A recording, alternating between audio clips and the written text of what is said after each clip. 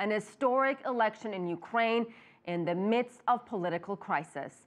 Ukraine's billionaire presidential candidate Petro Poroshenko has declared victory, and exit polls suggest he got enough votes to avoid a potentially divisive runoff. Also, Ukraine's former world heavyweight boxing champ Vitali Klitschko has claimed the office of Mayor of Kiev, but the voting did not come without its share of challenges. CCTV's Roee Ruttenberg begins our team coverage with details on the candidates live from Kiev. Hello, Roee. Hello, and a very good early morning to you there. Vitali Klitschko joined Petro Poroshenko, the president-elect, on stage, and this, of course, was a good night for both of them. Poroshenko had his speech prepared, and he delivered it with some very strong key points, both for the people of Ukraine and for neighboring Russia. It is, of course, a day of victory for Poroshenko. He is a happy man this evening, and for him, it was a victory that was perhaps double sweet. A double victory for one of Ukraine's richest men. Not only did Petro Poroshenko get the most votes on Sunday, but he managed to win an outright majority, avoiding a potential runoff in June.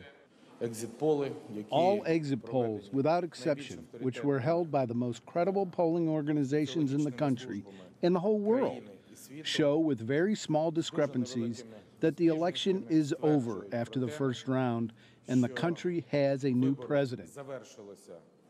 Poroshenko defeated former Prime Minister Yulia Tymoshenko.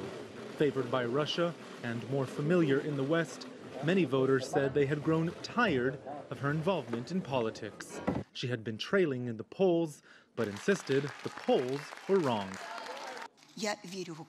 People came to the election, cast their votes, and by that showed our strength of our beloved country. I would like to thank all Ukrainians who voted for me and gave me their trust and their vote. The early vote had been called 3 months ago. It followed deadly unrest in Kiev's main square, the Maidan, and the ousting of Ukraine's then president, Viktor Yanukovych. But Sunday's election came amid unresolved tensions with Russia, and after two of the most important districts in Ukraine's eastern regions voted to secede. The first step that our whole team will undertake from the start of the presidency should be focused on ending the war, ending chaos, and bringing peace to the Ukrainian land, to the united Ukraine. And with much of the world watching, this seemed like a result many people had hoped for.